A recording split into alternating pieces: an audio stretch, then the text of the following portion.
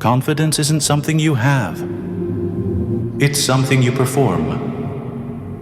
And eventually, something you become. But most people get this backwards. They think confidence comes from achievement, from proof, from permission. It doesn't. Confidence is a spell, a symbolic act, a ritual performance that reshapes how the world sees you. And more importantly, how you see you. You don't find it. You cast it. And like any good spell, it works by speaking directly to the nervous system.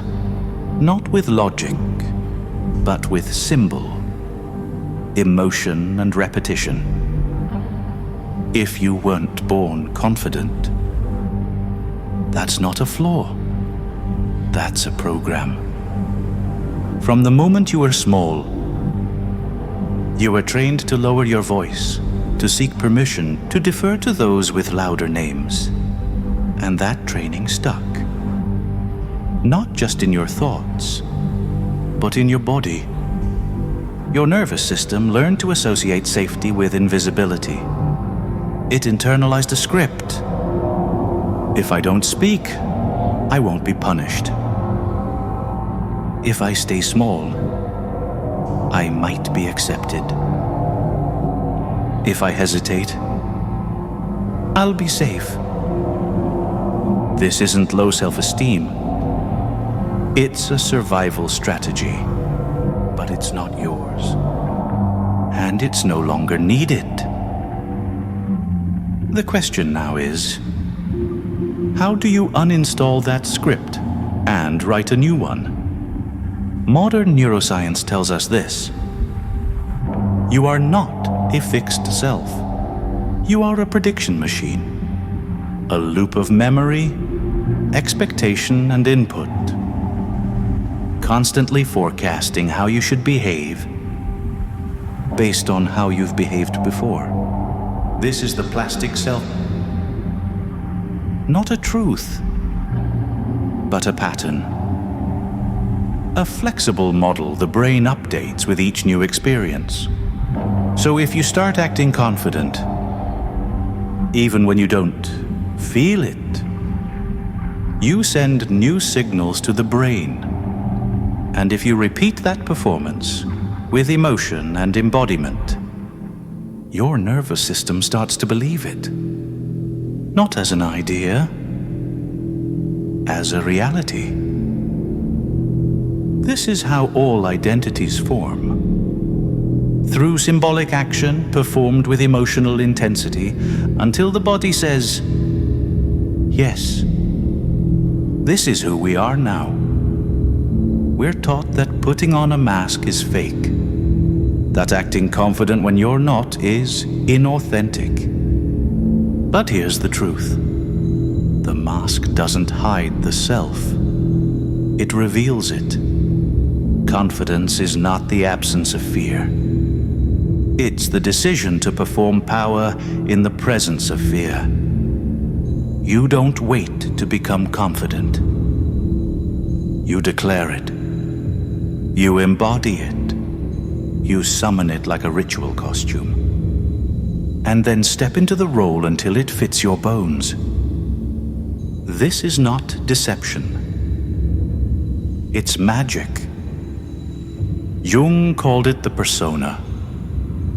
Modern psychology calls it self-modeling. We call it a spell because it rewires reality. Confidence doesn't begin in the mind. It begins in the body. You need symbolic action, a ritual that makes the new identity real. Here's how to cast the spell. First posture. Stand like someone the world listens to. Feet grounded, chest open, head level. You're not performing bravado. You're performing presence. 2. Voice. Speak slower, not louder, slower. This signals certainty, not desperation. 3. Eye contact, not stare-downs, stillness. Meet the gaze, hold it, then release with intent, like someone with nothing to prove. 4. Words eliminate self-doubt filler. No more sorry, just no more I think maybe. Every phrase you speak is a spell. Speak like it matters. Do this daily. Not once. Ritually. Same time. Same space. Same performance. Because repetition is what convinces the nervous system that something is real. That's not superstition. That's neuroplasticity. You're not acting. You're installing. Here's where the spell gets stronger.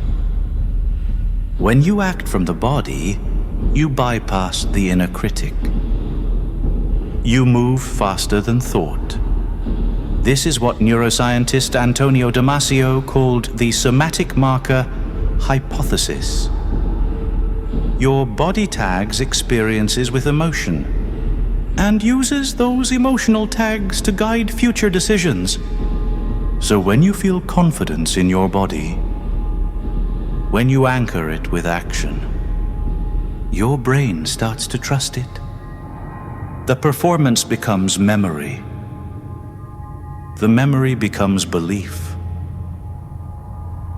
The belief becomes identity. This is why stage actors, martial artists, and performers often report altered states when in full character. They're not pretending. They're embodying. That's what the spell of confidence requires. You don't recite it. You become it.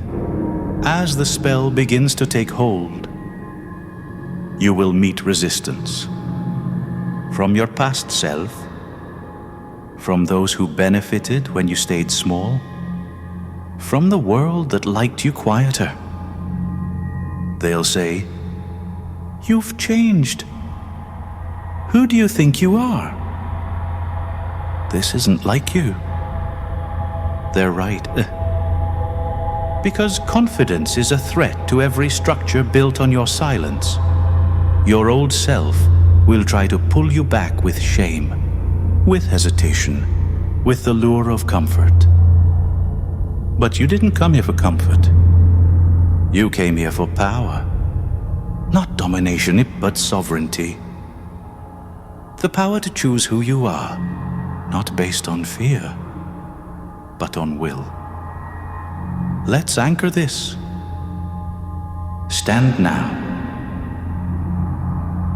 Shoulders back. Breath steady. Voice clear. Say aloud, I am the author of my presence. I speak with will. I do not seek permission. I set the tone. Say it again. Feel it rise. Let it echo in the body like a new name. This is your spell. You may still feel fear. But fear is not the enemy. Hesitation is. Confidence is not a mood.